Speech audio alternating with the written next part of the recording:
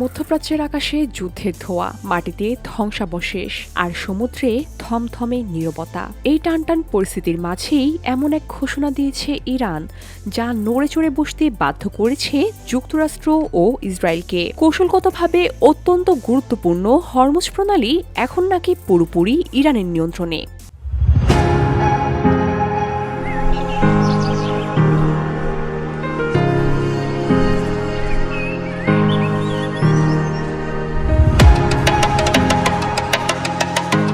ইরানের ইসলামিক বিপ্লবী guard crops IRGC জানিয়েছে, হরমুজ প্রণালী এখন তাদের নৌবাহিনীর পূর্ণ নিয়ন্ত্রণে রয়েছে। বুধবার দেশটির বার্তা সংস্থা ফার্স্ট নিউজ এজেন্সির বরাতে এ তথ্য জানান IRGCর নৌ কর্মকর্তা মোহাম্মদ আকবর জাবেদ। তার দাবি, এই জলপথে এখন কোনো জাহাজের অবাধ চলাচল কার্যতর অসম্ভব। কিন্তু কেন এত গুরুত্বপূর্ণ এই হরমুজ প্রণালী?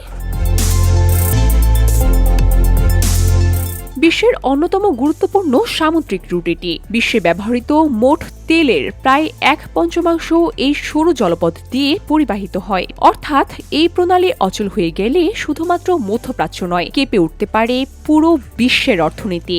আন্তর্জাতিক গণমাধ্যমগুলো বলছে, যুক্তরাষ্ট্র, ইসরায়েল ও ইরানের চলমান উত্তেজনার কারণে হরমুজ প্রণালী এখন কার্যতর অচল অবস্থায়।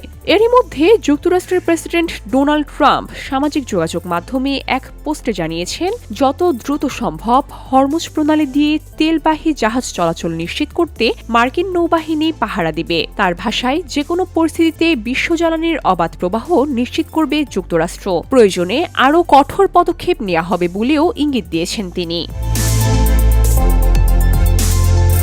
সূত্র বলছে, এরই মধ্যে হরমুজ প্রণালীর দিকে রওনা হয়েছে যুক্তরাষ্ট্র ও ইসরায়েলের নৌবহর। বিশেষজ্ঞদের ধারণা, এই জলপথকে ঘিরে সরাসরি সংঘর্ষ শুরু হলে সেটি মধ্যপ্রাচ্যে সবচেয়ে ভয়াবহ নৌযুদ্ধে রূপ নিতে পারে। তেহরান থেকে আল জাজিরার প্রতিবেদক জানান, IRGCর দাবি, এখন কোনো জাহাজের পক্ষে প্রণালী অতিক্রম করা প্রায় অসম্ভব। তার বক্তব্য অনুযায়ী ইতিমধ্যে 10টির বেশি তেলবাহী জাহাজকে লক্ষ্যবস্তু করা হয়েছে।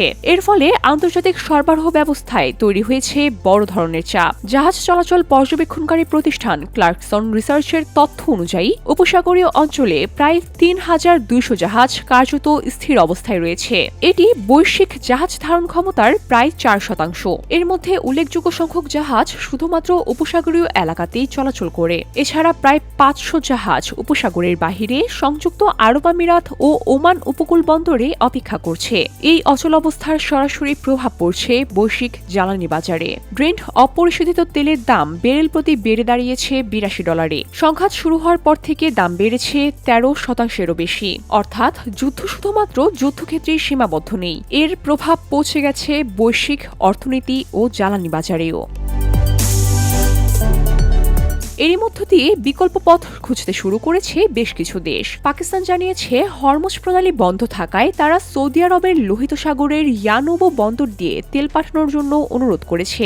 দেশটির জ্বালানি মন্ত্রণালয় জানিয়েছে, জরুরি চাহিদা মেটাতে ইতিমধ্যেই একটি জাহাজ ইয়ানুবোর উদ্দেশ্যে পাঠানোর ব্যবস্থা করা হয়েছে। পাকিস্তানের পেট্রোলিয়াম মন্ত্রী আলী পারভেজ মালিক বলেন, তাদের অধিকাংশ জ্বালানি আমদানি হরমুজ প্রণালী দিয়ে আসে, তাই পরিস্থিতি তারা নিবিড়ভাবে পর্যবেক্ষণ করছে। সব মিলিয়ে প্রশ্ন এখন একটাই, হরমুজ প্রণালী কি শুধু একটি জলপথ, নাকি এটি হয়ে উঠতে যাচ্ছে মধ্যপ্রাচ্যের নতুন যুদ্ধক্ষেত্র? বিশেষজ্ঞদের মতে, এই উত্তেজনা কতদূর গড়ায় তার উপরে নির্ভর করছে বিশ্ব জ্বালানি বাজারের ভবিষ্যৎ স্থিতিশীলতা। VOD Bangla news desk.